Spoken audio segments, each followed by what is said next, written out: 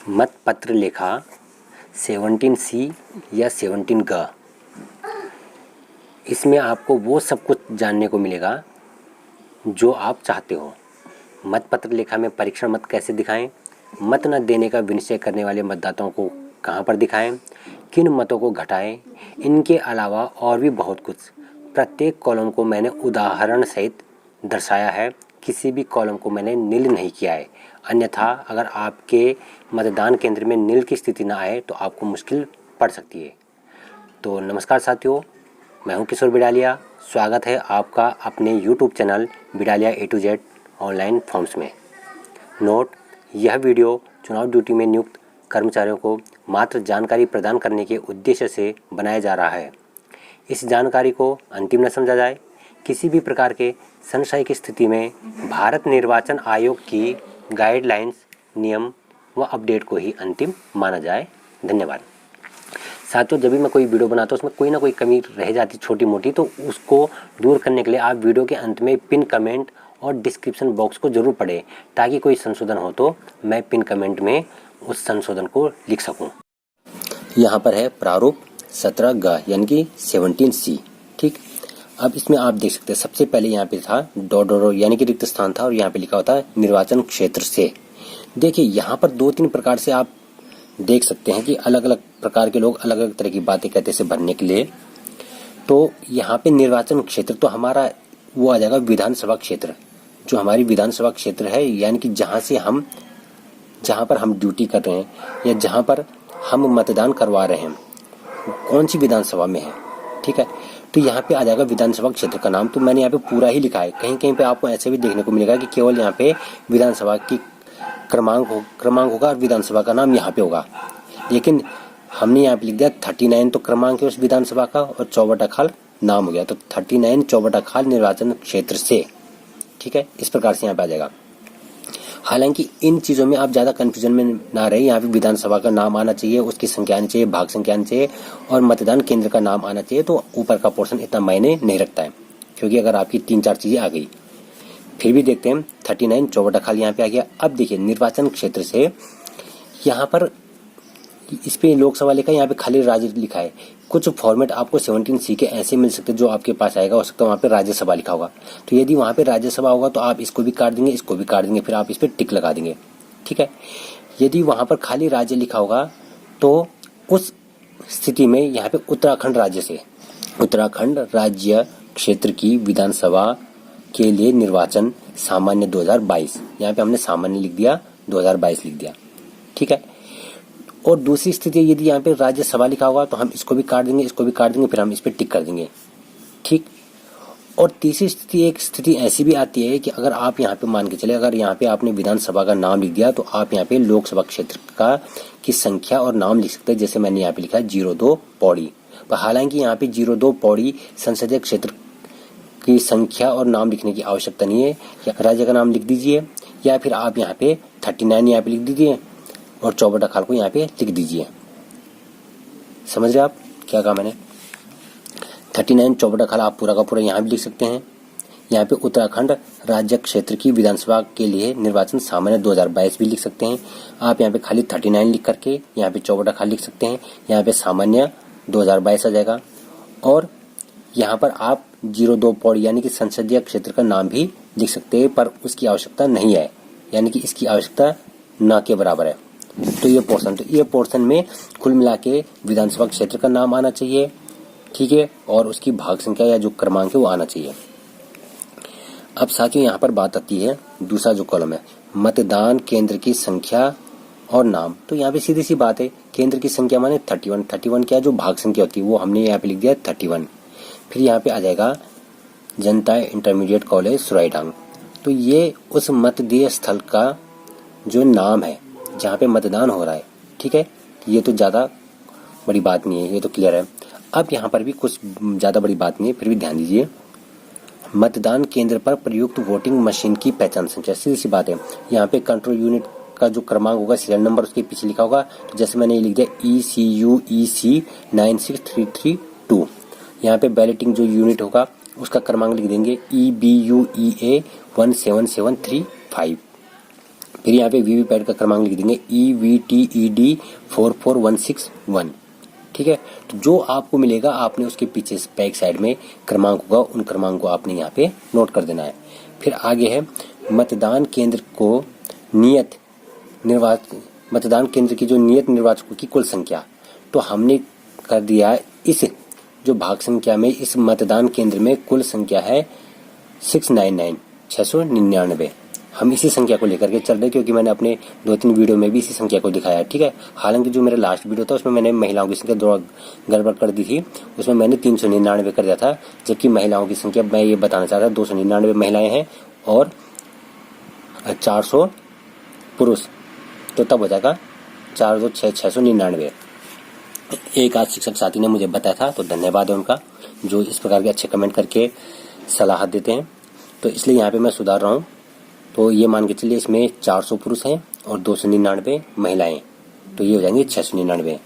अब ये कह रहे कि मतदाताओं के लिए रजिस्टर प्रारूप सत्र का, जो मतदाताओं का रजिस्टर प्रारूप सत्र का है, उसमें यथा प्रविष्ट मतदाताओं की कुल संख्या, देखो कितने लोग वोट करने के लिए आए, यहाँ पे उनकी संख्या भी जो दिन भर में सुबह 8 बजे से 6 बजे का मतदान का समय है हमारे उत्तराखंड में, तो इस समय अवधि में मतदान समाप्ति तक कुल कितने मतदाता आए हमारे पास, जिनकी प्रविष्टि किसमें की गई है, प्रारूप सत्रका में।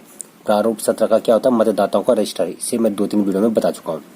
तो उसमें कुल इतने लोगों का क्रमांक हमने उस पर मेंशन किया है, नाम इत्यादि लिखा हुआ, उनकी डिटेल इसमें भरी, कितने 416 लोगों की। लेकिन अब ध्यान रखें 416 लोगों की एंट्री तो मतदाता रजिस्टर प्रारूप सत्रका में होगी, लेकिन इसका कतई ये अर्थ नहीं है कि 416 लोगों के वहां पे वोट पड़े या ईवीएम में 416 वोट होंगे। अब क्यों, ये चीज यहाँ नीचे की लाइन पे आ रही है। अब नीचे ध्यान दीजिए, कह रहे नियम 49 के अधीन मत रिकॉर्ड नहीं करने का विषय करने वाले मतदाताओं की संख्या। अब माने 416 लोगों की तो इसमें एंट्री हो गई, ठीक है, उसमें से एक व्यक्ति ऐसा आया, कोई सा भी क्रमांक मान लीजिए 50वें नंबर का आ गया, 40वें नंबर का आ गया, 20वें नंबर का आ गया, 400वें नंबर का आ गया, किसी भी क्रमांक पे कोई मतदाता आता है, अचानक उसका हृदय परिवर्तित हो जाता है। ठीक है, किसी भी कारणवश उसने यहाँ पे अपना नाम दर्ज करवा दिया, फोटो पहचान पत्र दिखा करके सब कुछ हो गया, उसकी एंट्री हो गई मतदाता रजिस्टर में, लेकिन जैसे वो उसके लिए बैलेट भी इश्यू हो गया, जो मतदान अधिकारी तृतीय है उसने वहां पे कंट्रोल यूनिट का बैलेट भी इश्यू कर दिया, और जैसे ही वो वोट देने के लिए कंपार्टमेंट में गया, जो कोष्टिका बनी रहती है जहां पे उसने बैलेट यूनिट के बटन को दबा करके वोट देना है, उसका हृदय परिवर्तन हो गया और उसने कहा कि मैं वोट नहीं दे रहा हूं। और जब अगर कोई इस प्रकार से मना करता तो हम जबरदस्ती नहीं कह सकते कि आप वोट दे दो, हालांकि हम प्यार से समझा करके प्रयास ही करेंगे कि वो वोट दे, और वोट देगा तो तब इस प्रकार से कोई मतदाता ना रहे, प्रयास ही हो तो यहाँ पे नील आ जाएगा, ये शून्य आ जाएगा। पर फिर भी हम ये मान के चलते कि कोई मतदाता है वो नहीं मान रहा है, वो कह रहा है मैं वोट नहीं दे रहा हूँ, और हमने यहाँ उसकी एंट्री कर दी। ठीक है, यहाँ तो उसकी एंट्री होगी 416 में, लेकिन उसने कहा मैं वोट नहीं दे रहा, तो ठीक है भाई जाओ, आप जा सकते हो, आप स्वतंत्र हो। तो हमने उसकी यहाँ पे संख्या लिख देनी 1, और जो मतदाता रजिस्टर होगा उसमें भी लास्ट जो अभ्युक्ति वाला कॉलम होगा, ध्यान दीजिए मतदाता रजिस्टर में अभ्युक्ति वाले कॉलम में लिखना है मत न देने का विनिश्चय किया, उसके आगे, ठीक है, और पीठासीन ने अपने हस्ताक्षर कर देने हो। फिर उसके बाद यहाँ पे हमने उनकी लिख दी संख्या 1। तो यहाँ तो देखो 416 लोगों की एंट्री हुई, लेकिन उसमें से एक व्यक्ति ने तो ईवीएम में वोट डाला नहीं, तो स्वाभाविक बात है कि एक कम हो जाएगा उसमें वोट, तो 415 वोट तो पड़ेंगे। ठीक है, अब उसके बाद दूसरा है नियम 49 ये एक नियम क्या कहता है कि कुछ मतदाता ऐसे होते हैं कि जो मतदेय स्थल में आकर के या तो किसी पार्टी का प्रचार करते हैं या कुछ ऐसी हरकतें करते हैं जिससे मतदान जो है भंग होने की संभावना प्रतीत होती है। तो ऐसी स्थिति में पीठासीन अधिकारी पहले उनको शांत करने की कोशिश करेगा, उसके बावजूद भी यदि कोई नारे इत्यादि करता, कुछ ऐसी परिस्थिति उत्पन्न हो जाती है कि वह व्यक्ति कुछ घपले करता है, फिर वोट देने जाता है, भले उसकी एंट्री तो हो गई यहाँ पे मतदाता रजिस्टर में 416 में, लेकिन वो व्यक्ति की हरकतें कुछ ऐसी है कि अपने साथ फोन लेके गया, कुछ भी ऐसी, तो पीठासीन अधिकारी ने मजबूरन उसको लास्ट में मत देने से मना कर दिया। मतदान के लिए अनुज्ञात नहीं किए गए मतदाताओं की संख्या, तो इसमें वो मतदाता आएंगे कि जिन्होंने घपला इत्यादि कुछ किया और पीठासीन अधिकारी ने उनको मत देने से मना कर दिया कि आप मत नहीं दे सकते हो। ठीक है, आप यहाँ पे पार्टी का प्रचार कर रहे हो या कुछ भी ऐसी परिस्थिति उत्पन्न कर दी, तो ऐसे मान लिया हमने ऐसे 2 व्यक्ति, हालांकि आपके केस में यहाँ पे नील होगा या शून्य आ जाएगा, यहाँ पे भी नील या शून्य आ जाएगा, और कोशिश ऐसी करनी कि उनको समझाना है कि ऐसी परिस्थिति ना आए, तो यहाँ पे शून्य या नील आ जाएगा तो आपके लिए आसान रहेगा काम। फिर भी हम ये मान के चलते क्योंकि कोई भी कॉलम नील ना रहे तभी आपका 17C में जो जो परिस्थिति आ सकती है मैं सब परिस्थिति को कवर कर रहा हूँ। तो हमने लिख दिया 2 मतदाता ऐसे कि जिनको मत देने से मना कर दिया गया पीटा सिंह के द्वारा।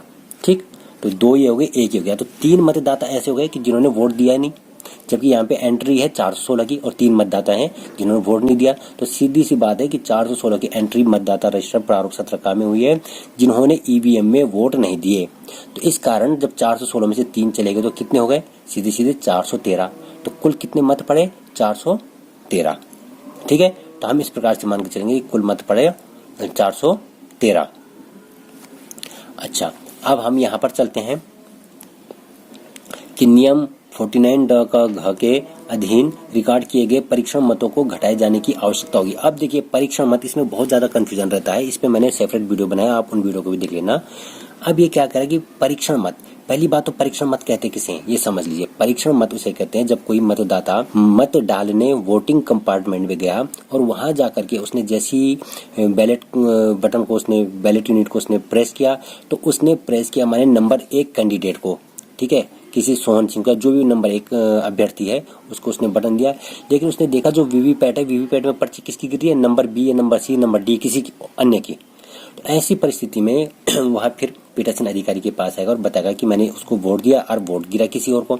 तो फिर पीठासीन अधिकारी उसके सारे प्रावधान बताएगा कि यदि आपका दावा गलत सिद्ध होता तो आपको पुलिस के हवाले कर दिया जाएगा और आप पे सजा और जुर्माना दोनों का प्रावधान भी है।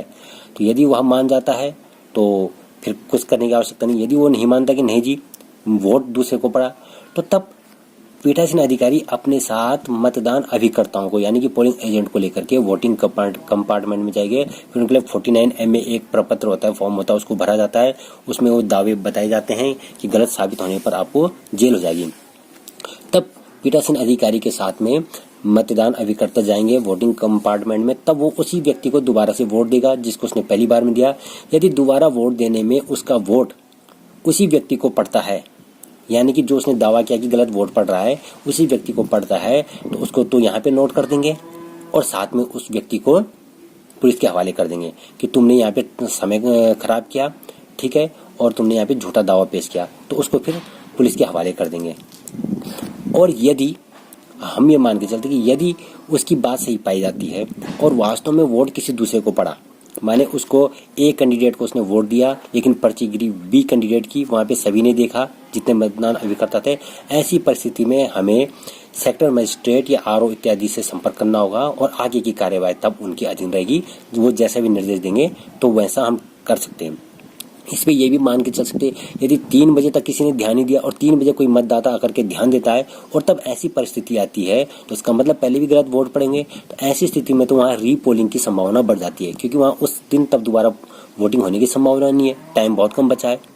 हाँ, अगर ये परिस्थिति शुरू में आती है, शुरू में मेन से यदि 8 बजे से मतदान आरंभ हुआ और 8:30 बजे किसी ने अगर ये ध्यान दे दिया और 30 मिनट के अवधि में किसी ने ध्यान दे दिया कि गलत पर्ची ये प्रिंट कर रहा है वीवीपैट, तो वहां पर पॉसिबिलिटी है कि उन मतदाताओं को रोक करके दोबारा से मतदान आरंभ हो जाए। लेकिन जहाँ पे आधा मतदान हो जाए, 50% ज्यादा मतदान हो जाए, लोग अपने घरों पे चले जाएंगे, अपने काम पे निकल जाएंगे, उनको दोबारा तो बुलाया नहीं जा सकता है।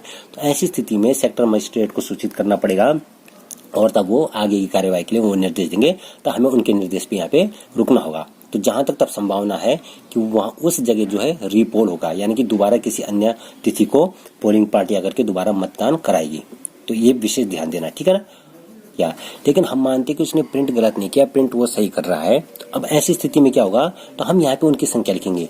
तो ये कह रहे हैं कि घटाए जाने वाले परीक्षण मतों की संख्या, तो हमने 5 लिख दिया। 5 क्या है मैं आपको बताता हूँ नेक्स्ट पेज में। ये आ गया, घटाए जाने वाले कुल मतों की संख्या 5, ठीक है। इस प्रकार से आप यहाँ पे देख सकते हैं कुल मतों की संख्या है 5। अब कैसे ये 5, तो कुल संख्या हमने यहाँ पे लिख देनी है 5।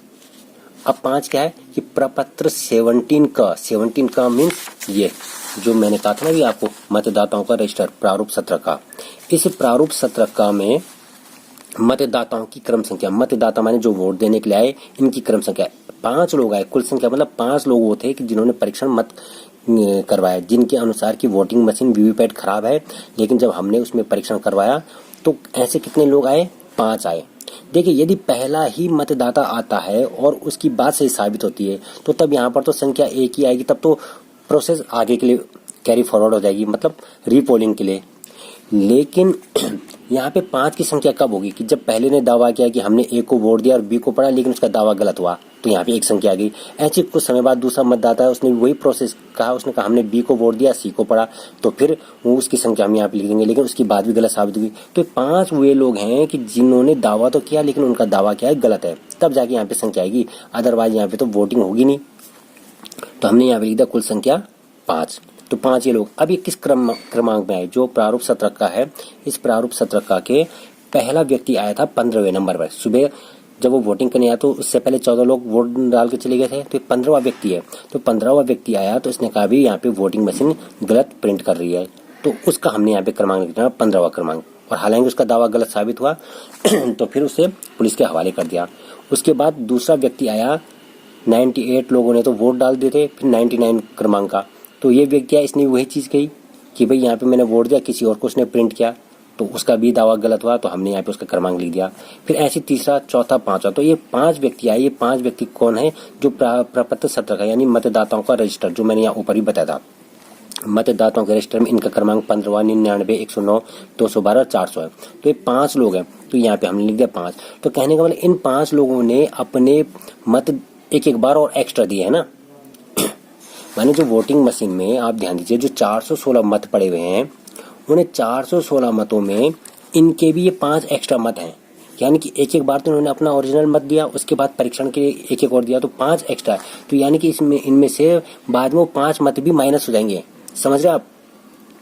वो कब होंगे, जब काउंटिंग होगी, तो काउंटिंग पे इसकी जरूरत होगी। तो इनके जिस मतदाता को जो वोट पड़े, तो उनकी जो है काउंटिंग में इतने माइनस कर दिए जाएंगे। लेकिन फिलहाल यहाँ पर माइनस का ऑप्शन नहीं दिया हुआ है, यहाँ पे सिर्फ हमने संख्या बता देनी है। 5 लोग थे, इस क्रमांक का, और इन्होंने परीक्षण मत डलवाया लेकिन सबके दावे गलत साबित हुए, तो इसलिए उन कैंडिडेट को 2 बार वोट पड़ गया। तो जब उन कैंडिडेट को 2 बार वोट पड़ गया, तो अब हम यहाँ पे दिखा रहे हैं आपको कि अभ्यर्थी जिनके लिए परीक्षण मत डाले गए। अभ्यर्थी कौन होते हैं, उम्मीदवार प्रत्याशी जो चुनाव में उठे हुए हैं, ठीक है, अलग अलग उसके। तो आप यहाँ पर देख सकते हैं कि आप यहाँ पर ये देख सकते हैं, मैंने लिखा भी है कि नंबर 1 क्रमांक है सोहन सिंह। ये नाम सारे काल्पनिक है, ठीक है। यहाँ पे मैंने लिखा भी कि नोट, नाम काल्पनिक है, केवल उदाहरण हेतु दिए गए हैं। यदि किसी अभ्यर्थी से मेल खाए तो इसे मात्र संयोग समझा जाए, ठीक है। यानी कि किसी अभ्यर्थी का नाम यदि वास्तव में सोहन सिंह हो गया, राम प्रसाद, मुकेश कुमार, श्यामलाल हो गया, तो एक संयोग समझा जाए। ये मैंने काल्पनिक नाम यहाँ पे भरे आपको समझाने के लिए। तो सोहन सिंह किसी पार्टी से उठा हुआ है।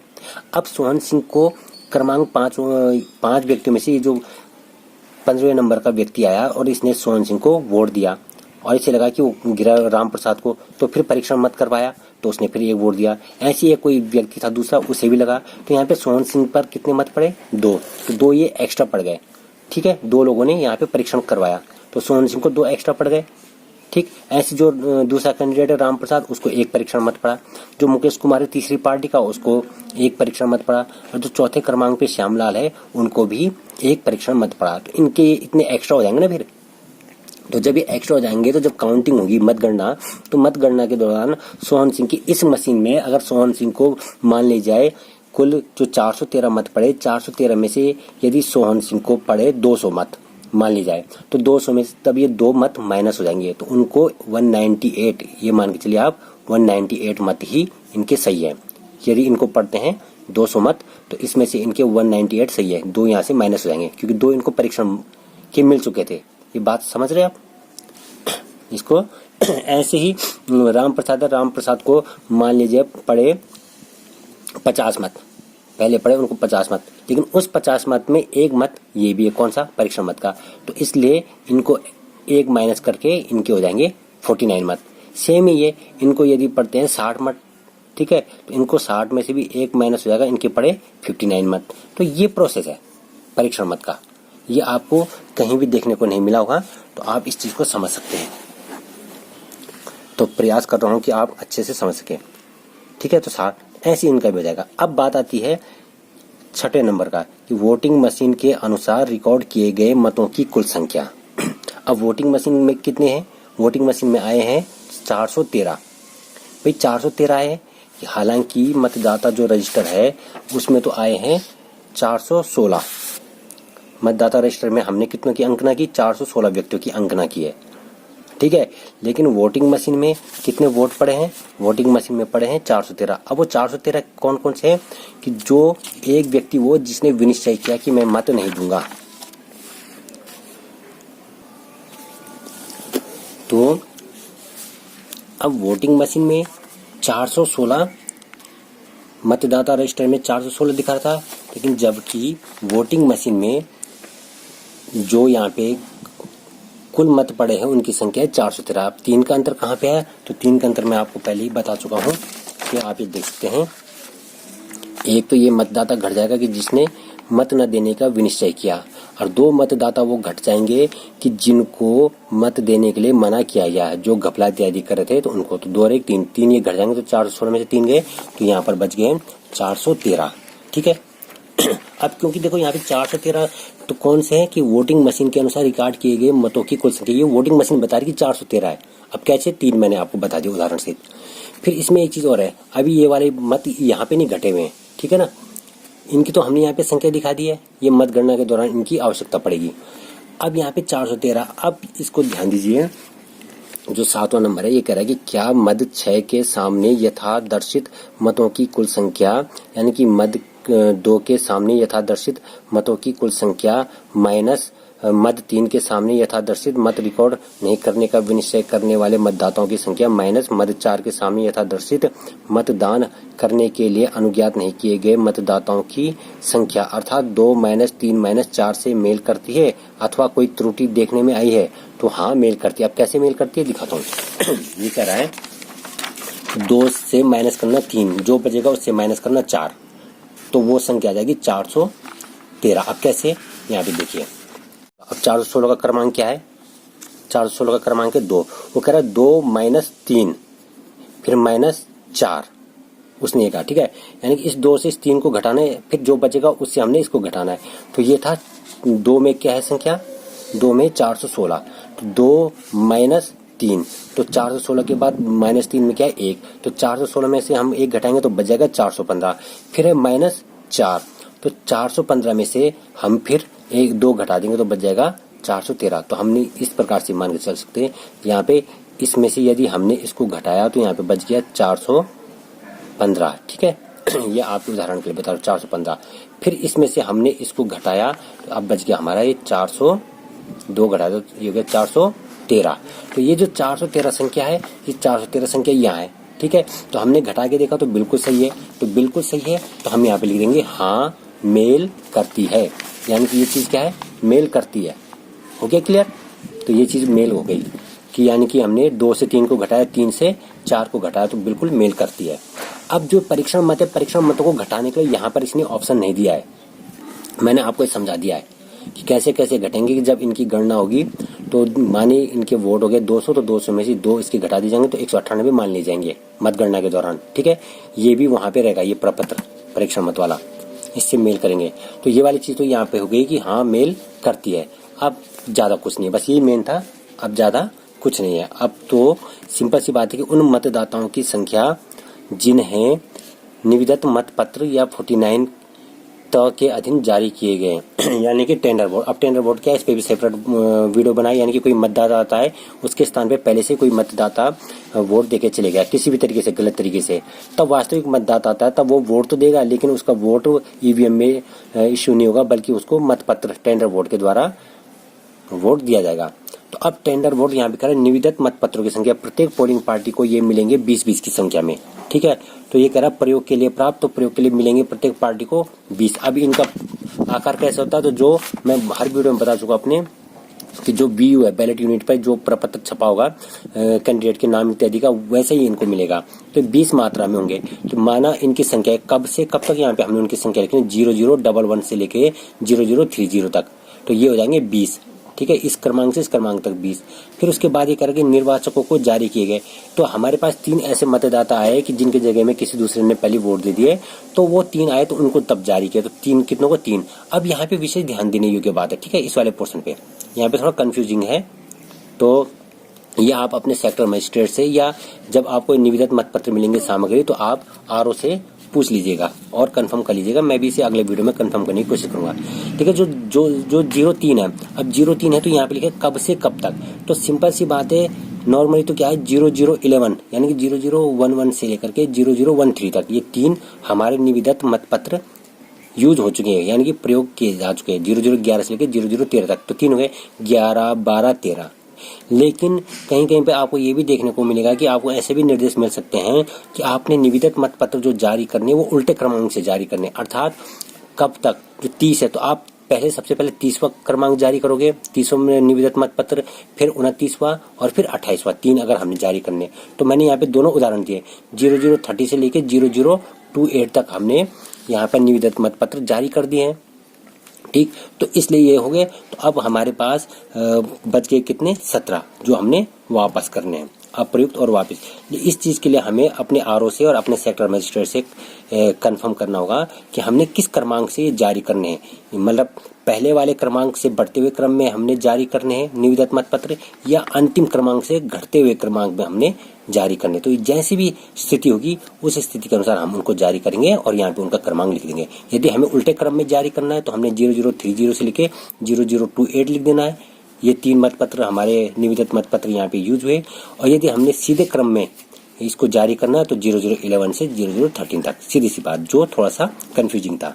अब है उसके बाद पेपर सीलों का लेखा क्रम संख्या। ठीक है, पेपर सीलों का लेखा क्रम संख्या। यहाँ पे मतदान के हस्ताक्षर, मतदान अभिकर्ता के हस्ताक्षर आएंगे कहाँ पे, अब आ जाएगा इसके लिए 3rd पेज।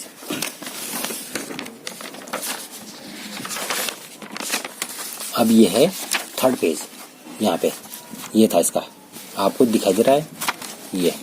तो यहाँ पे है पेपर सीलों का लेखाक्रम और यहाँ पे मतदान अभिकर्ता के हस्ताक्षर। तो इस चीज को मैंने यहाँ पे लिख दिया ताकि आपके लिए आसान रहे। तो मतदान अभिकर्ताओं के हस्ताक्षर,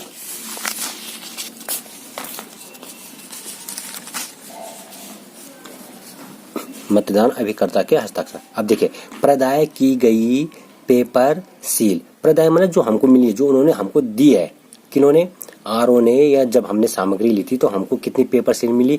पेपर सील से मतलब है मॉडिफाइड ग्रीन पेपर सील। ठीक है, मॉडिफाइड ग्रीन पेपर सील, इससे मतलब है।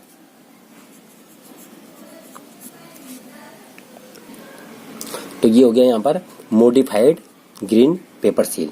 अब ये कितनी मिली, प्रदाय की गई, हमको मिली 404। हाँ, यहाँ पे ध्यान दीजिए क्या है, मतदान अभिकर्ता के हस्ताक्षर हो गए पहले क्रमांक पे, ये दूसरे क्रमांक पे हस्ताक्षर, तीसरे पे, चौथे पे, 5वें पे और 6ठे पे, और अंतिम में पीठासीन अधिकारी के हस्ताक्षर हो जाएंगे। और उस केंद्र की संख्या जो जहाँ पे वोटिंग हो रही है, 31 जनता इंटरमीडिएट कॉलेज सुराईडांगा, हम जो भी है हम लिख देंगे, ये उदाहरण के लिए बता रहा हूँ मैं। तो यहाँ पे इनके हस्ताक्षर हो गए। अब यहाँ पे बात आती है प्रदाय की गई पेपर सील की कुल संख्या, तो 4 मिले हमें, 04। अब इनके क्रमांक क्या है, तो क्रम संख्या 401021, यानी कि 401021 से हमें मिली 401024 तक, तो ये 4 मिल गए हमको। ठीक है, अब कह रहे प्रयुक्त की गई पेपर सील, इनकी कुल संख्या 1, भाई यूज तो एक ही होगी ना, तो हमने यहाँ पे लिख दिया 1। अब कह रहे क्रमांक, तो क्रमांक 401021, यानी कि जो पहला वाला क्रमांक है वो हमने इस पे लिख दिया, ये जो यूज हो गई से तक के लिए हमने यहाँ पे डैश कर दिया है क्योंकि एक यूज हुई हमने उसका क्रमांक। फिर कह रहे रिटर्निंग ऑफिसर को वापस की गई अप्रयुक्त पेपर सील, जो हमने वापस कर दी, अप्रयुक्त माने जो यूज नहीं हुई है, ठीक है, जो बच गई, या क्षतिग्रस्त भी होती, कहेंगे में क्षतिग्रस्त या अप्रयुक्त ऐसे शब्द आते हैं। तो अप्रयुक्त पेपर सील, तो रिटर्निंग ऑफिसर को हमने जो, तो कुल कितने बचे, 03। ठीक है, ये साइन है पोलिंग एजेंट के, इधर साइन। अब किस क्रमांक की बची है, तो 401022, ये था ना 401021 तो यूज हो गया, यहाँ पे था 401021 से 401024 तक मिले हमको, जिसमें से 401021वां तो हमारे ये यूज हो गया, तो बच गया अब 401022 से 401024 तक, यानी कि 22, 23, 24 3 बच गए। और उसके बाद क्षतिग्रस्त पेपर सील की यदि कोई हो की कुल संख्या, हाँ देखो पेपर सील ये तो अप्रयुक्त है, जिनको यूज नहीं किया, माने हमें यहाँ पे एक उदाहरण आप ये मान के चलिए, मैंने लिखा नहीं है कि जो 401021, आप ये मान के चलिए यदि 401021 को हमने पहले यूज कर, ये फट गई या क्षतिग्रस्त हो गई, तो उस 401021 वाले का क्रमांक हम यहाँ लिख देंगे, 401021 यहाँ यूज होगी, तब यहाँ पे दूसरी वाली हो जाएगी 401022 इसमें यूज हो जाएगी। ठीक है, किसमें, सॉरी यहाँ प्रयुक्त की गई में, प्रयुक्त की गई में हम यहाँ पे लिख देंगे 40-10-22 यूज होगी। और यहाँ पे कितने बच गए, 40-10-23 से 40-10-24, तो यहाँ पे 2 बच जाएंगे। और जो अप्रयुक्त या क्षतिग्रस्त थी यानी जो फट गई, तो यहाँ पे उसका क्रमांक लिख देंगे 40-10-21, क्योंकि ज़्यादा संभावना होती है जो पहली वाली पेपर सिली होगी वही जब क्षतिग्रस्त होगी तब तो हम दूसरी उस पर ऐड करेंगे, तो इस पर पहले वाले का क्रमांक आ जाएगा। यदि 2 क्षतिग्रस्त होगी तो 40-10-21 से 40-10-22 तक क्षतिग्रस्त हो गई, और 40-10-23 इसमें यूज हो गई है, और यहाँ पे कितनी बच जाएगी, 40-10-24 एक बच जाएगी। तो इस प्रकार से परिस्थिति के अनुसार इसमें परिवर्तन होता रहता है। तो कुल मिला के मैंने ये प्रयास किया है कि सारे पॉइंट इसमें कवर कर सकूं, और कवर भी किए हैं। इसके बावजूद भी अगर कोई पॉइंट छूट जाएगा तो आप कमेंट बॉक्स में जरूर कमेंट कीजिए। और फिर यहाँ पे लास्ट में पीठासीन अधिकारी के हस्ताक्षर, मतदान केंद्र का नाम और केंद्र की संख्या। तो धन्यवाद साथियों, आशा है कि आपको वीडियो जरूर पसंद आया होगा, और इसी प्रकार से मेरे चैनल के साथ बने रहिए। और जो साथी पहली बार देख रहे हैं तो जरूर चैनल को सब्सक्राइब कर दीजिए।